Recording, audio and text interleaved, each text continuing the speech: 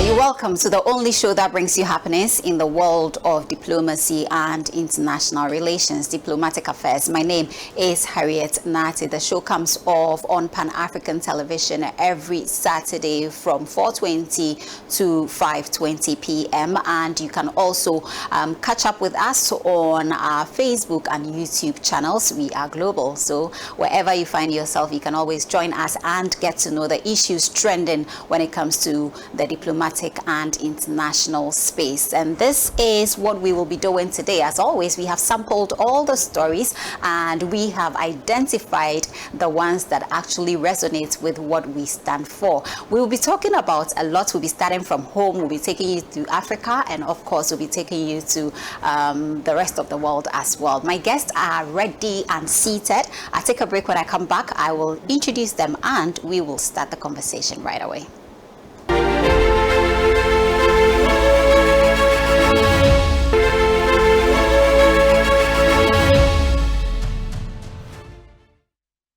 Right, so welcome back once again. As I mentioned, my guests are seated and the topics are very interesting. I believe their insights are going to be very helpful as we break down the issues, all the complexities around all these issues. Sometimes some of the issues, confuse all of us.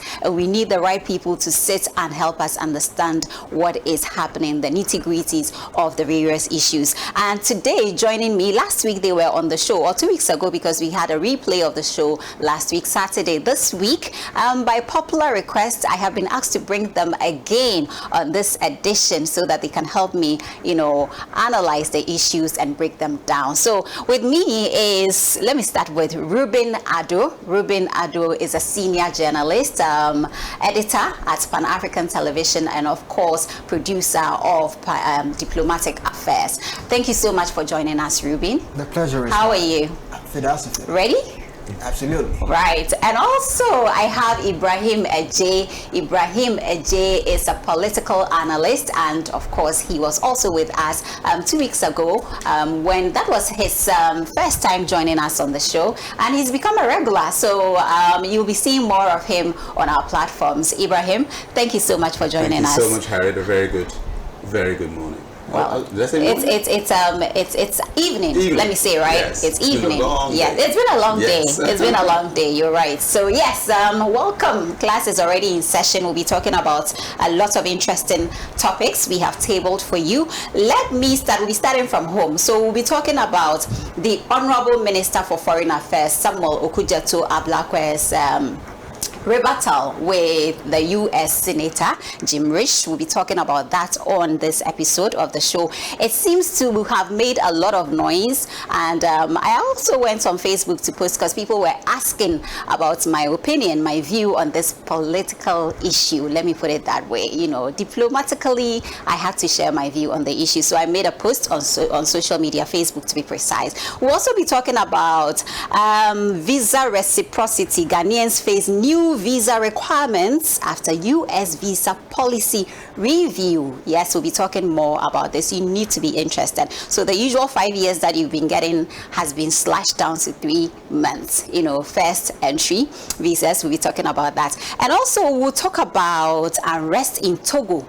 Citizens demand accountability and democratic reform. The role of the regional blocs. We'll talk about ECOWAS, and then we'll talk about the continental bloc as well. So we'll look at this. And Kenya is also on heat every now and then. Tensions rise in Kenya amid widespread of protest and civil unrest. And Trump hosts 5 West African leaders to discuss trade and development. Interesting.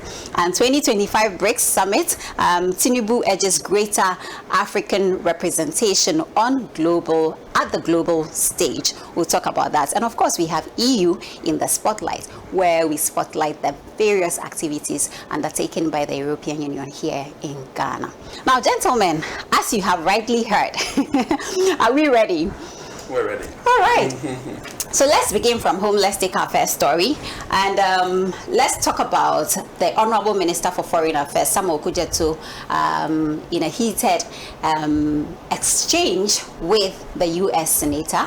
And a key member of the U.S. Senate Foreign Relations Committee, James Rich, has criticized Ghana's Foreign Minister and Minister Samuel Okudzeto Ablakwa for the latter's deeply satisfying and mutually beneficial ties with China. He is of the view that Ghana ought to prioritize repaying U.S. companies and taxpayers instead of focusing on settling huge debts to China.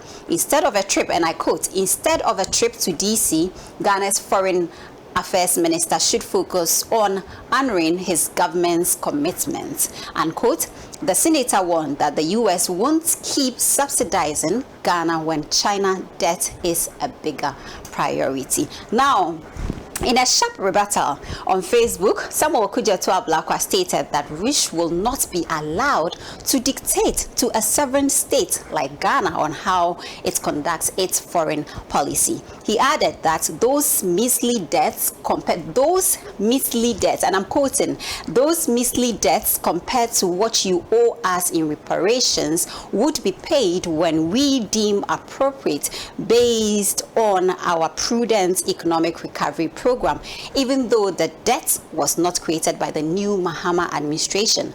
Unquote. Or still, on him, he says, unlike you, we take responsibility and honor our national obligations. Gentlemen, you know,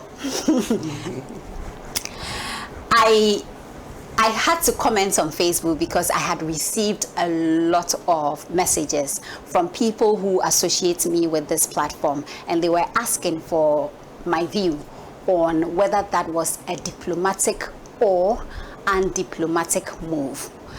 First and foremost, we'll talk about a sovereign state running its own affairs, given the fact that it decides on how it runs its foreign policy, and another actually stating or dictating to the country how to run their foreign policy. But this is so because they feel like we owe them and that they have the right to actually remind us to, commit to our obligation.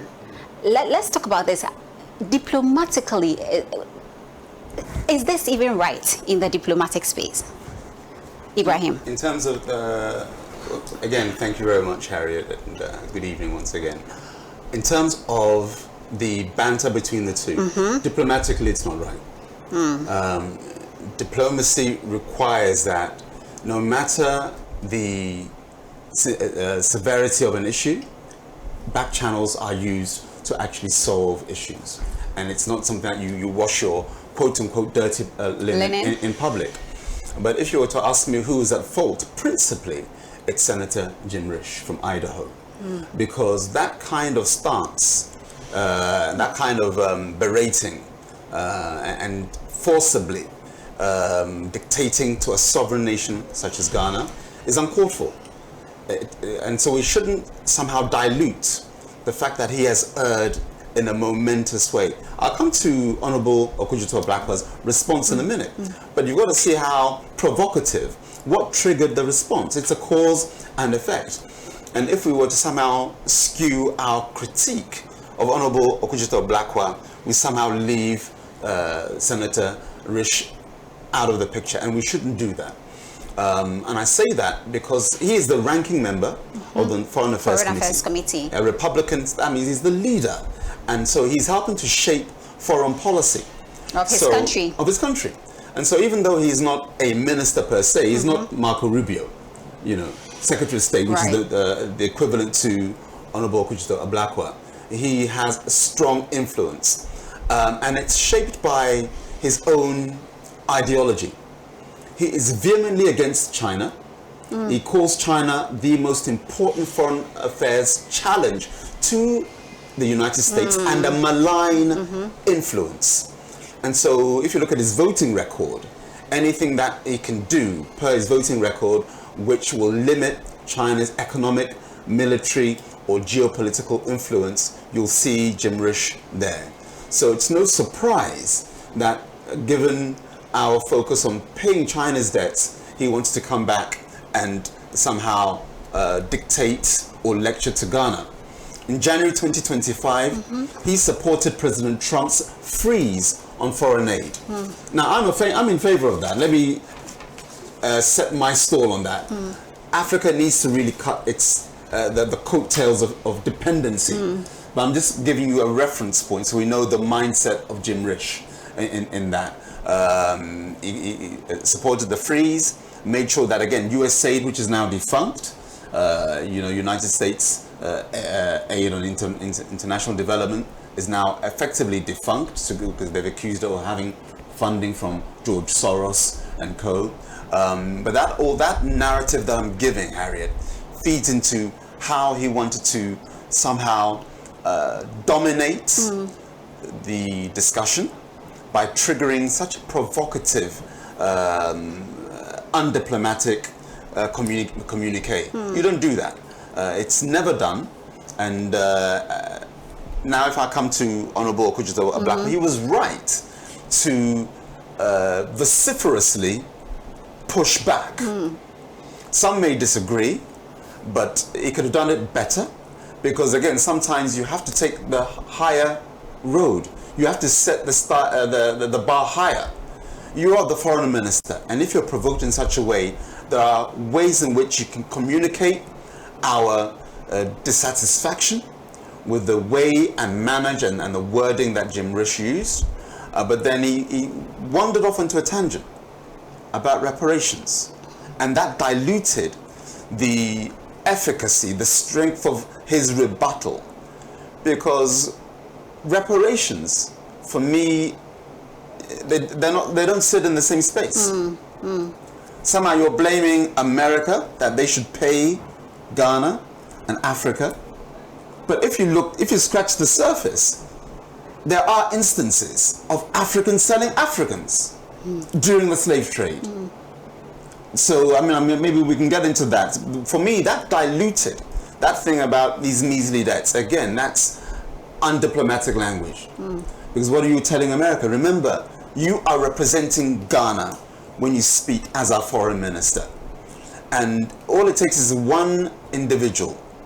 Just as Jim Risch, a careless, unwarranted, rude, undiplomatic post on X has necessarily triggered a response from our foreign minister. But he had to do it in a more measured way, in a way that would maintain his status.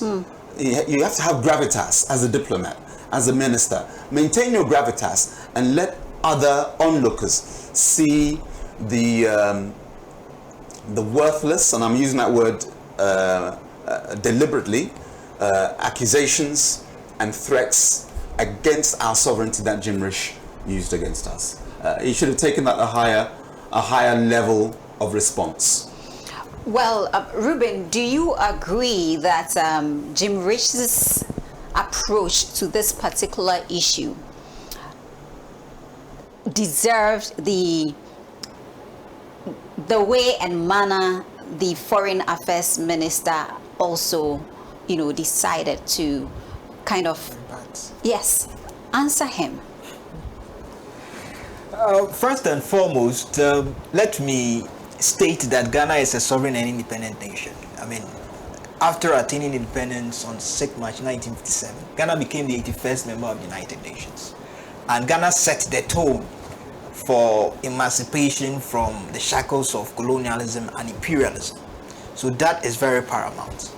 Now, I don't know what triggered Honorable James Risch to make that statement, but per what I have read or known about him, it comes as no surprise, because as a Republican, a hardliner, he wouldn't want to see countries aligning themselves with China, which obviously is a threat to the supremacy of the United States. Now, he goes out there to make a statement which I honestly think was not carefully thought. And in diplomatic circles, when some of these statements are made and you want to respond fittingly, you should know how to go about it. Because if care is not taken, you might drift off from how this issue needs to be dealt with. Would you say he could have done better, given the fact that he is a senior diplomat? He could have done better. Yes, he could have done better, but maybe it could be that this statement had political undertones. You know, he belongs to the Republicans. And we know the track record of the Republicans, unlike the Democrats. This is somebody who has vocally supported President Trump's freeze on foreign aid, U.S. aid. Most of his policies. So most of his policies, it clearly tells you the line he's towing. And unfortunately, I don't know why he targeted Ghana, but maybe he's doing it deliberately. Maybe from Ghana, he would extend it to other countries. But when he made the statement, I was thinking that it could be a trap, because we know what these superpowers are capable of. Sometimes they can sit from the comfort of their zones and do what pleases them to elicit a response, just to see how able you are with regards to handling certain things. And I think that Okudzeto was right to respond, but the tone of the language and the issue of reparations, for me, I thought it was a no. Maybe he could have addressed it in a more fitting and appropriate manner, so that we wouldn't have an issue where we would want to paint ourselves bad, or, excuse my language, we would want to wash our dirty linen in public. Because sometimes when you are dealing with issues like this, you need to be tactful of the language you use. And I think that, honestly speaking, our Foreign Affairs Minister could have done better. Our Foreign Affairs Minister could have done better. Will this have any implication on U.S.-Ghana bilateral relations? Before I move to the next topic, which is somehow tied in all of this, because I've heard people say that this might be as a result of, you know, what happened earlier. But we'll come to that. But then, would this have any implications? It may do, but I doubt that it will. Had it been coming from the president, I'm talking His Excellency John Dramani Mahama, it would set a different tone. That's not to say that your ministers cannot also undermine the bilateral relationship. It can. And sometimes all it takes is one individual with one unguarded statement to unravel years of bilateral relationship building. But I don't think in the current economic and political climate that this response from our Foreign Minister, Honorable Okudzeto Ablakwa, would trigger a deterioration within our relationship with America. That's not to say, we know that Trump is famed for being unpredictable. It's important that we set that stall out. But there are far too many, I think, American interests within Ghana for Trump to, or the State Department to somehow cut ties. I mean, that's the worst case scenario. But again, they could make sure that their power is felt. Again, I know we'll touch on it later, maybe visa restrictions and some soft power, some areas to show that, you know, we are in charge and we are not amused by the way in which you have responded to Jim Rich. But having said that, I still maintain, in order for Africa to stand up, never kneel down. I mean, there's that saying, I'd rather die on my feet than live on my knees. And so in that environment, I'm 100% in support of the veracity and the determined language that our Foreign Minister used to rebut it, because it was provocative. But just that reparations thing just undermined, you know, the razor sharp or laser focused response that it should have given. All right. Now let's move on. Now somehow this, well, you will be in the best position to tell me if this, you know, has anything to do with, you know, a previous encounter between the Foreign Affairs Minister and, of course, the U.S. Senate. So we have U.S. revises B1, B2 visa policy for Ghanaians. Now 3 months validity, single entry. It used to be 5 years and above. Is that right? Now we have 3 months validity, single entry. The United States government has revised its visa reciprocity policy for Ghana, limiting the duration and number of entries permitted under most non-immigrants visa classifications. Now, according to the U.S. Department of State's Bureau of Consular Affairs, holders of A-class visas, primarily diplomats and government officials, will continue to receive multiple entry visas with validity ranging from 24 to 60 months. Similarly, the K-1 visa issued to the foreign citizen fiancé of a U.S. citizen intending to marry within 90 days of arrival in the United States, and the K-2 visa granted to the unmarried dependent child under 21 years old of a K-1 visa holder are both single entry visas valid for a 6-month period. The K-3 visa for the foreign citizen spouse of a U.S. citizen and the K-4 visa for their unmarried dependent child under 21 years old are both multiple entry visas valid for 24 months. All other visa applicants, including those applying for B-class visas, which cover business and tourism travel, will now be issued single entry visas valid for just 3 months. And this was issued, I don't know whether it has come into effect yet. I want to believe it's undergoing, the process. But this came out on the 9th of July. How interesting. Could this be mere coincidence? After the banter between our Honorable Minister for Foreign Affairs and, of course, the U.S. Senate, Jim Risch. Ruben. In a neo-colonial sense, I will borrow the words of late Captain Thomas Sankara, who is on record to have said that he who feeds you controls you. Mm-hmm. So, in a neo-colonial sense, America is still calling the shots.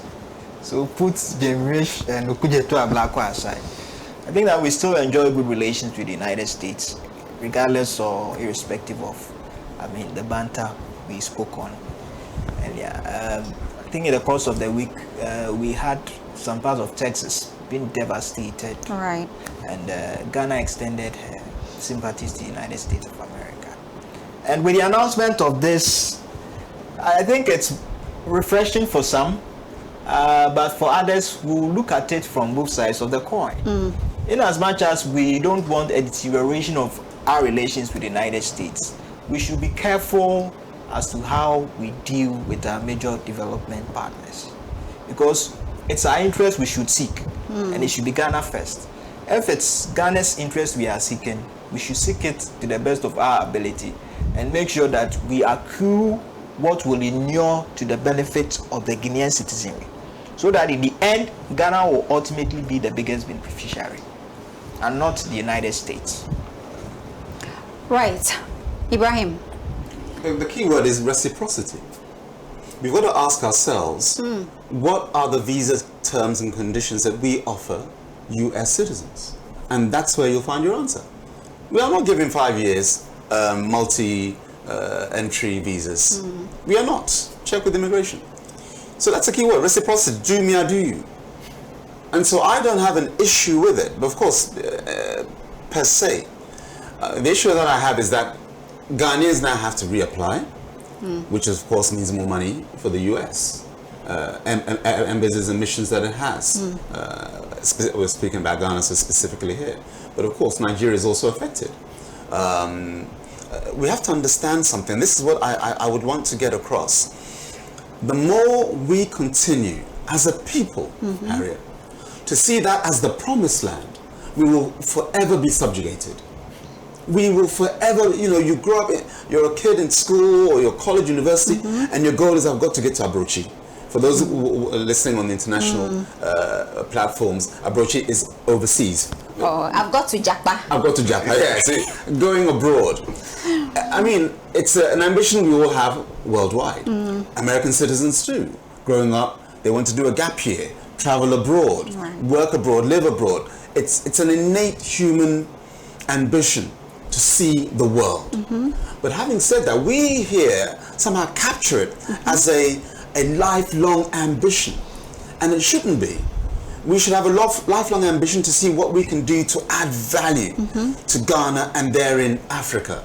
The moment we turn our attention to how can we build what we have here, as opposed to add value elsewhere, and that becomes our ambition, and you're going to visa fraudsters and all manner of people to get your foot over into Ellis Island, that's where we are defeated.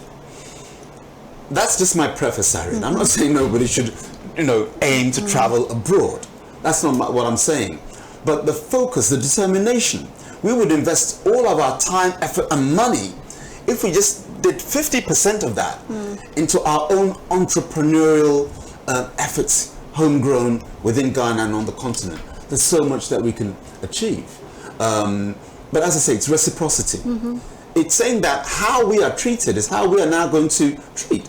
Unless the Ghana Immigration Service wants to tell me that carte blanche as a measure or as a policy, we offer 5 years visa with multiple entry. We don't do that. We ask even the business visa holders to renew every year or every 2 years, depending on what you're given. Even if you're an expatriate residing in Ghana, I think it's every year, every 2 years you have to renew. It's not constant. It's not a constant. And I think generally I stand to be corrected. The 3-month visa to renew is what we do, and we do that for national security reasons. We want to know that you are here on legitimate business. I'm talking those who visit Ghana, and then we want the mechanism to see you on regular intervals, check your visa status, and renew it if there is nothing untoward happening. So Ghanaians should not, because we've been having it so good, the moment somebody removes the rug, we think we're being hard done by. And it's reciprocity. The key word is there. I'm being reciprocal. And it's not, Ghana's not being somehow singled out.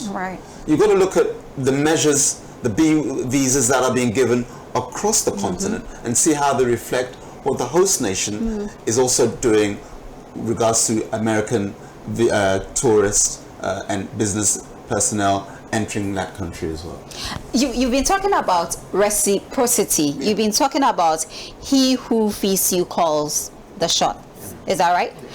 Now, let me ask you, when we talk about reciprocity in this context, do you think a country like America and other countries, so I don't want to use the word smaller countries, but a country like America, developing countries, do we stand, or do they stand, are they enough to say that, this is going to be purely business, transactional? We are not going to kowtow to anything. We are not going to, we can't, are we in that position to actually call the shots also, as it should be? With our over-reliance on the West, in this time and age, we would always be kowtowing to their dictates, which shouldn't be the case. I see no reason why we should have that lifelong ambition of having to travel overseas before we make it in life. I mean, Africa is endowed with everything, from minerals to what have you. So why are we not tapping our own resources to benefit the good people of this continent? Look at the mineral wealth of DR Congo. I mean, the wealth that country has is proportional to settling Africa's total external debt, because they have virtually everything. Can developing nations stand up to the West? Well, we can't stand up to the West with one voice. That is, if we decide to come together, we put aside our differences, regardless of whether we belong to the Anglophone or Francophone bloc, and come together with one voice, we can stand up to the West. Our forebears did it in 1961. They said non-aligned. We faced either East nor West, because of the global tension which arose at that time. So why has it become extremely difficult for us in this time and age still being subjugated to some of these things when we should lean ourselves from it?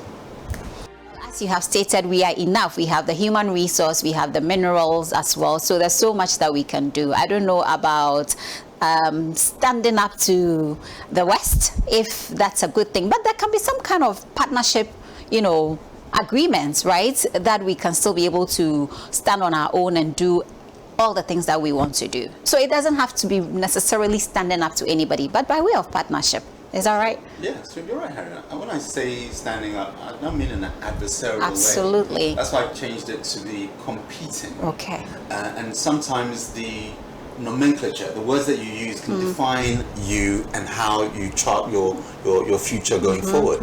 And it's important for Africa to really look within itself, and then within itself, look to see how you can create those partnerships. I'm sure we're going to talk about BRICS in a minute, am I right? We'll be talking about BRICS, yes. And that's another area in which we can find strong collaboration, whereby the global south can actually have a global voice. But it all comes down to, you need that economic strength, you know, and Kwame Nkrumah said it. He said, seek ye first what, the political kingdom? But the days of those, that is relevant at the time. Now you've got to seek the economic kingdom. Different context. Yeah, different context. And so we have to really pull resources. And by resources, and again, I'm not saying about the in-ground mineral resources. The resources that are in here, in your cerebral cortex, your cerebellum, your medulla oblongata, we need to really use our grey matter in a very intuitive, a very inspirational, a very go-getting kind of spirit way. And we do it every day. Just that we're not linking up and joining resources. We have smart young men and women, Gen Z, who are now in that digital space. You know, M-Pesa is indigenous to Africa. I'm talking the mobile money payment from Kenya. You know, so we have brilliant young minds who can, given the opportunity, really work together and build an Africa that can stand on its own, but look for partnership with a global community as well. Creating an enabling environment for the youth is very necessary. All right, now let's move on. We are going to be talking about Kenya and Togo, the unrest in both countries. So I'll treat this as a two-in-one story, because we are looking at, in a bigger picture, we are looking at the African Union, the role of the African Union. But let me do the leads separately, and then we can merge this and talk about this. Now, tensions rise in Kenya amid widespread of protests and civil unrest. Protests were organized in Kenya by the youth to mark 1 year since they stormed Parliament at the peak of anti-government demonstrations. The protests saw thousands of the youth take to the streets in the country to commemorate last year's youth-led demonstrations against tax rises. At least 12 people lost their lives and hundreds more left following the nationwide anti-government protest. Rights groups also alleged that at least 60 people were killed by security forces in last year's disturbances. Now, let me just do Togo as well.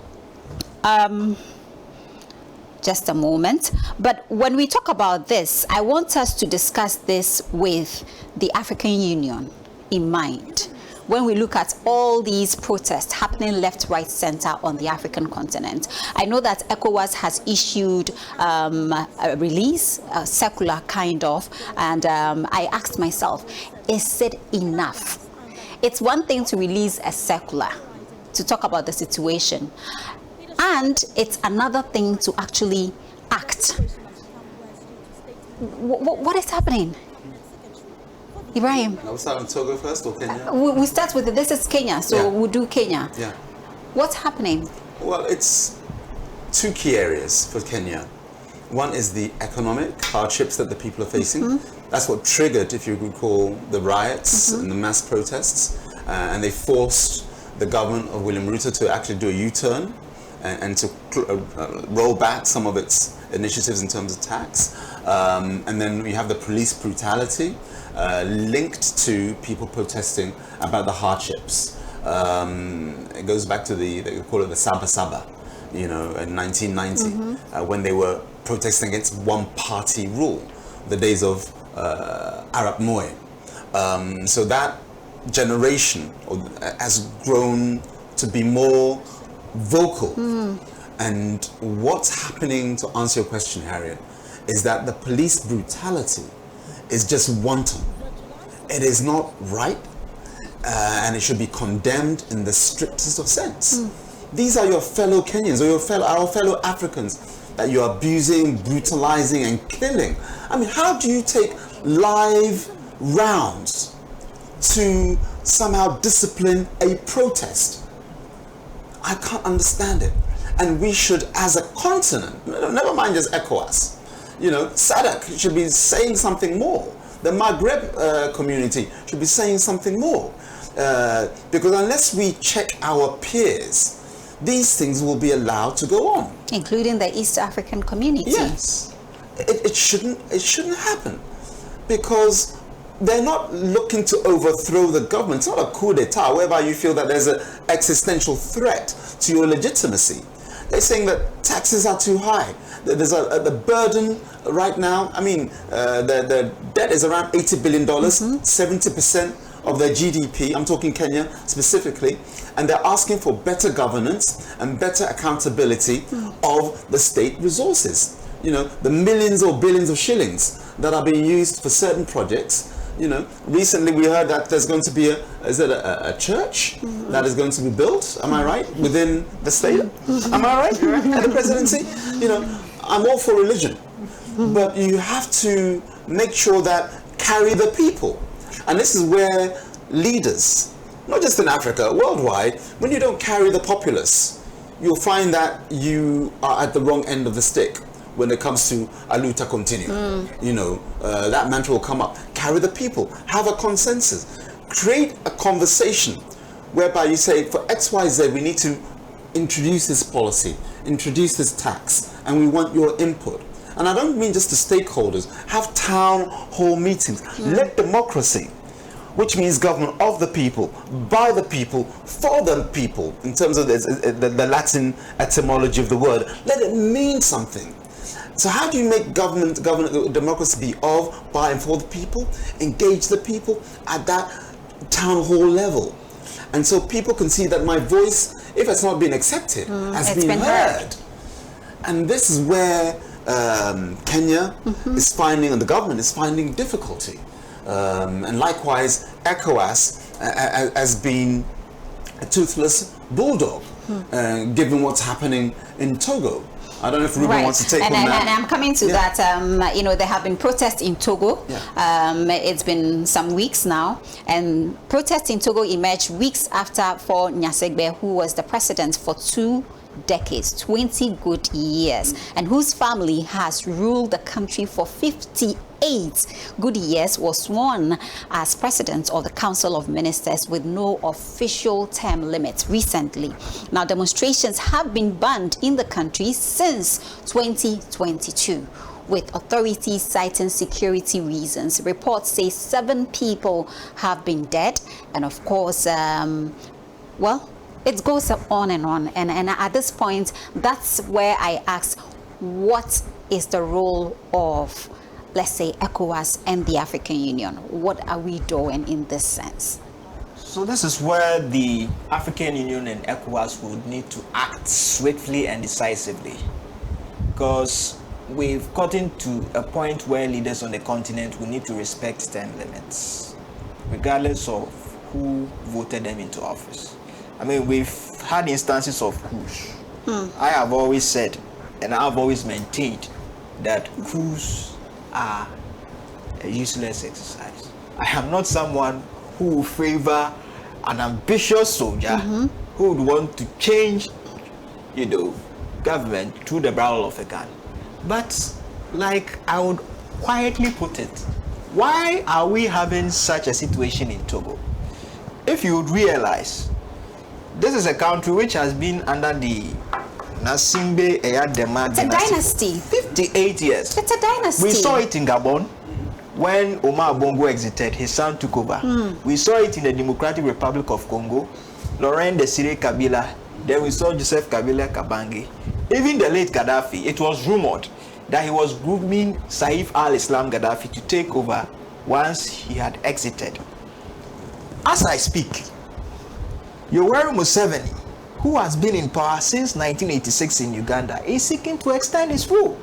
And the African Union is quiet about it. Why is the African Union quiet? Because then you are talking about protests within the region or on the continent, right? These are some of the things that actually lead to protest. When people are not happy, when AU is quiet, AU doesn't act in the interest of the people. AU is quiet. AU is always quiet until something happens. Then they start issuing circulars and press releases. But like I said from the beginning, it's one thing to issue or release anything, you know, showing your displeasure about the situation. It's another thing to actually take action. Can there be some kind of sanctions, you know, regarding heads of states when it comes to these things? At least that would deter leaders from abusing power. There can be sanctions, but would the sanctions be deterrent enough?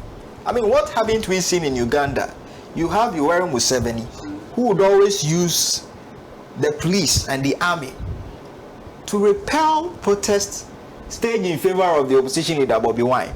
I mean, we've had instances where the opposition are always dealt with brutally by the armed forces acting in collaboration with the police. And I'm not surprised, because given what we've seen in Togo, if care is not taken, the unthinkable might occur. And that is it's brewing already. Yes, it's brewing. And that is where ECOWAS will delegate a team of, I always would want to term them a council of elders to go and mediate and find an achievable solution to this impasse. We wouldn't want to get there, because with the Kenya situation, the Gen Zs are fed up. They've cited high cost of living. There is widespread unemployment, and now President William Ruto, who was forced to withdraw the unpopular finance bill, I mean, has gone the extra mile in suppressing protests brutally.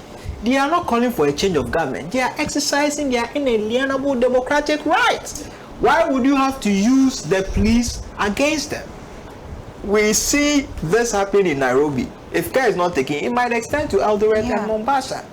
Don't forget, a blogger was brutally murdered, Alberto Juan. Who would be the next victim? African leaders, we have reposed our confidence in you. All we expect is to improve our living conditions, like the late Professor Samuel said. The only justification for being in politics is to improve the living conditions of the masses.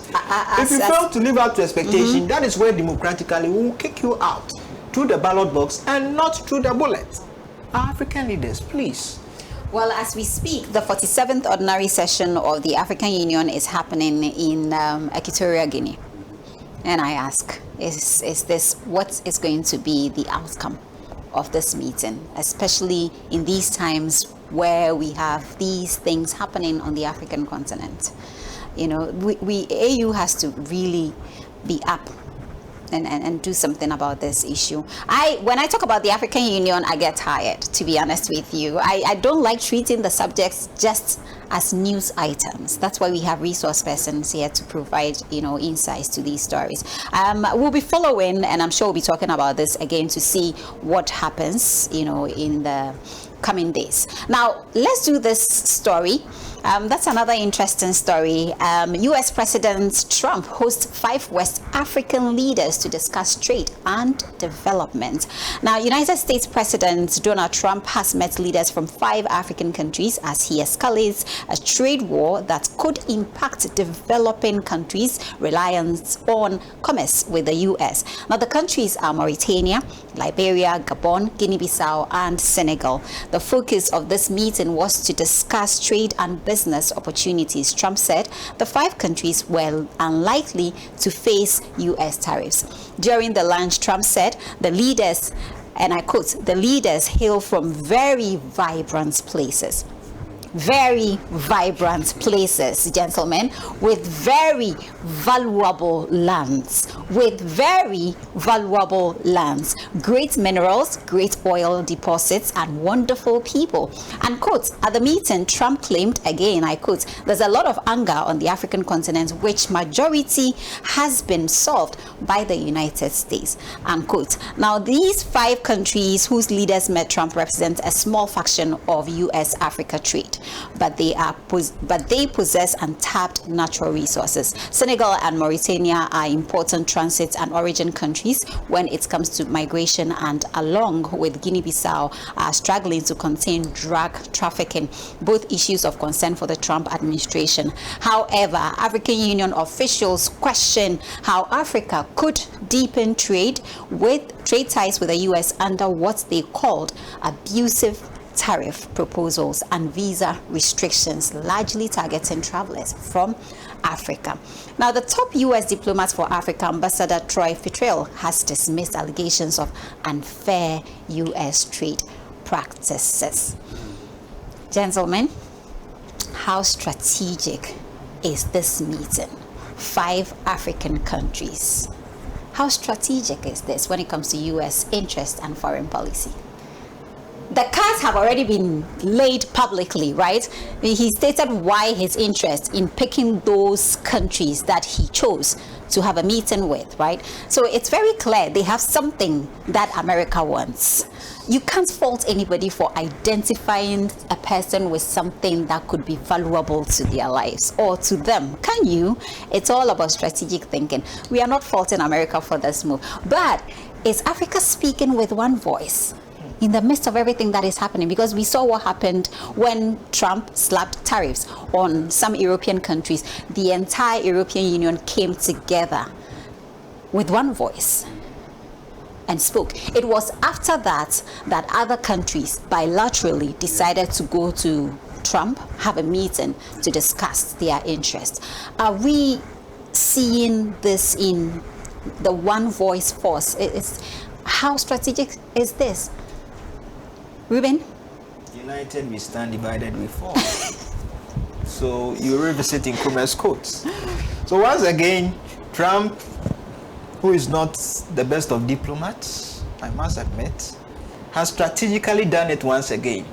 He's called out a few and says, so let's have a meeting. I mean, forget about what the others are saying. You know, I still have Africa. I'm allowed to issue a disclaimer, right? That's your personal opinion. Thank you so much. What the others are saying.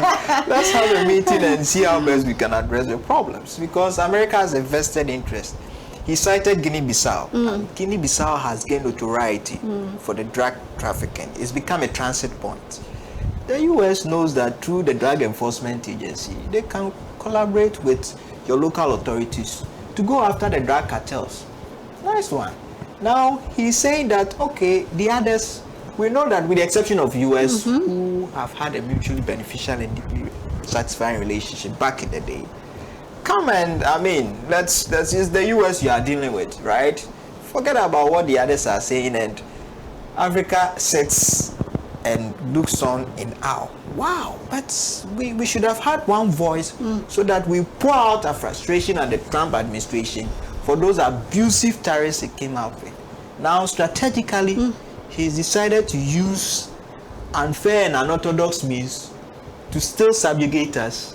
And what are we supposed to say? The 5 who attended the meeting with him, are we going to sit and take them out of crucial decision making at the AU level? Or perhaps we would be so lenient like we always do and say, oh well they did it not in the interest of the entire continent, but they did it solely for their respective countries. But when it comes to maybe decisions taken at that level, we might maybe excuse them. And there you go again. Trump is always in the news for obvious reasons. Ibrahim, we are wrapping up on this topic.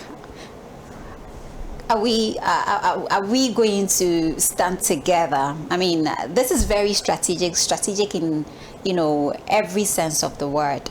How I see this to be a serious distraction, and I see this as well calculated. So these guys would go meet Trump and come back. Once it fits their interest, every other thing at the collective level, continentally at the African Union, it's all about the each one for himself, God for us. What's happening here? Let me frame my submission in a way that is constructive. It's very important, Harriet, that at the Africa Union level, we have a certain edict, a law, a framework whereby any body, as in a foreign country, looking to discuss any trade related to our minerals has to be done within the continental framework. I mean, we just need to take that decision. that your minerals are yours. We're not saying it belongs to Ghana or Ghana's belongs to Namibia. But let's have that unified common purpose. You know, because some reports say that they were summoned. Look at the language. They were summoned as opposed to invited. It goes back to what you're saying is, can we stand up to them? If the bloc says we're open for business, please come to Addis Ababa and have that meeting. If you can't come, you send your delegation to, I'm talking Donald Trump, to Addis Ababa, and we have an economic office that deals principally on this. If you wanted to do your own invitation where minerals are not on the agenda, by all means, let the 54 sovereign nations do that trip and see you. But there needs to be that understanding that even if I have a discussion with you in the White House, nothing can be signed off unless the member states are also on board. I mean, you can have that individual meeting, but we should set out our stall. Mr. Trump, President Trump, thank you for this and thank you for the interest. But we can't sign this off because we have pooled our resources within the continental economic framework as a whole. And that's what Africa needs to do. The moment we do that, and inshallah we will, that's when you can see our true strength becoming to manifest. Can you imagine whether we can call the mayor or a governor of some province in China? China is a continent. I don't believe the president of Ghana or Nigeria or South Africa can call a province to come to Ghana. It will never happen.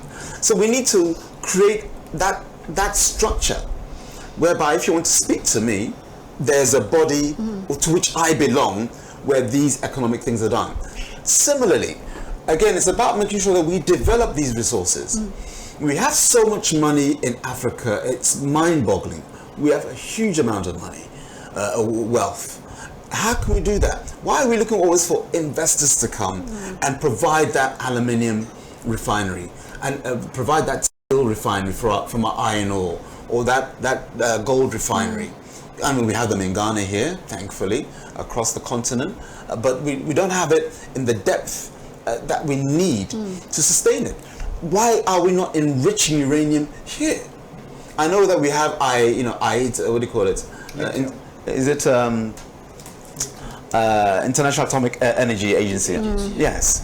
And we're joined to Pendelaba Treaty in 1972 or something, in terms of the proliferation of nuclear material. But I'm just saying that we should be able to enrich uranium, because one of the countries that President Trump has invited, rich in uranium. Likewise, phosphates for Senegal. You know, again, it's America recognizing that China has a monopoly on the supply chain of rare earth minerals. It wants to, again, it's looking to the future, which is well and good. I do not in any way, shape or form begrudge America for thinking America first. Oh, absolutely. It's about Africa thinking Africa first. And we need to develop these processes. And the money is there, Harriet. The money is there. We have it. All right. We can process our own uranium, okay, and all the other minerals to the final product end. So we're not constantly shipping out bauxite, but we're rather shipping out raw processed materials, aluminium products. and all of That's that. what we need to do. All right, gentlemen, unfortunately, this is where time will permit us to actually finish our discussions for today. Thank you so much for your time. Ruben Addo, news editor from the newsrooms of Pan-African Television, and of course producer, Diplomatic Affairs. Thank you so much for joining us. We appreciate your time always. And also Ibrahim Ajay, thank you so much for joining us, a political analyst, and he's a regular. We are happy to have him on the show every now and then. Thank you so much, gentlemen, for making time to join us for today's show. And thank you also for joining us. But before I leave, let's take a look at EU in the spotlight.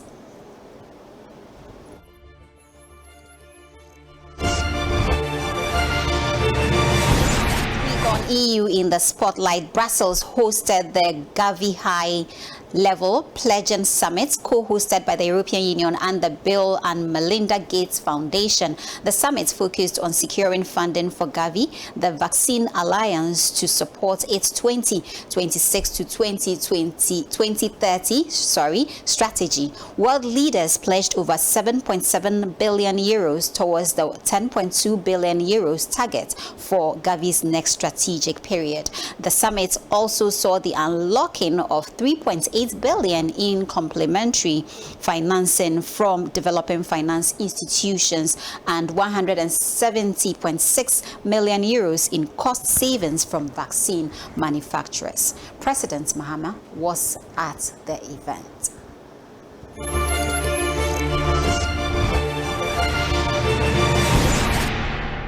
We all understand what's at stake.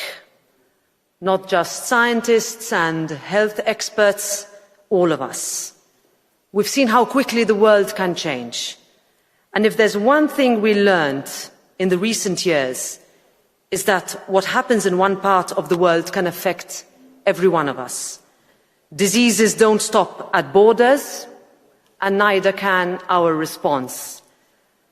Last March, the European Parliament had the privilege to host Crystal Birungi, an entomologist from Uganda. It was truly eye-opening for me and all the audience. She explained how over the last decades, Gavi has vaccinated over 1 billion children, and the Global Fund has saved over 65 million lives by reducing the death rate due to AIDS, TB, and malaria by 63%. The job, she said, is not yet done. And without further investment in global health, we stand to lose all the gains made. So these investments have a multiplier effect that goes beyond health. They build economies, they change lives, create markets and a global workforce for the future. It's health and prosperity as two sides of the same coin. Today is a call for action, a call for leadership, a call that the European Parliament heard and acts on. This summit could not have come at a more important moment. Health organizations, foundations and governments everywhere are being asked to do more with less. Needs are increasing, but resources are not. And now is the time to step up. Build peace, prosperity and stability. Across the world, many children are growing up to become responsible citizens of their communities because their lives were saved by Gavi's immunization. In Ghana, we're proud to be partners with Gavi, and I'm proud to say that in partnership with Gavi, Ghana has achieved 97% immunization coverage. But it means that another 3% is missing. And we're working hard to find those 65,000 children who are in remote areas that are difficult to reach. And I know that working with Gavi, we will be able to find those children and also give them the life-saving vaccines. Ghana is a lower middle income country, and so our partnership with Gavi is one of co-finance. And I'm proud to say that over the recent years, we spent almost $67 million on vaccines in partnership with Gavi. So on behalf of the children, I want to say thank you to Gavi. We are hoping that we'll fast-track our weaning of Gavi by 2030. We're supposed to go off Gavi funding by 2030. And it's my expectation that we'll work hard to be like Indonesia and in future become a donor country to Gavi. Thank you so much for being our guest on today's show. We appreciate your time as always. My name is Harriet Nate, and I look forward to hosting you same time next week. Enjoy the rest of our programs.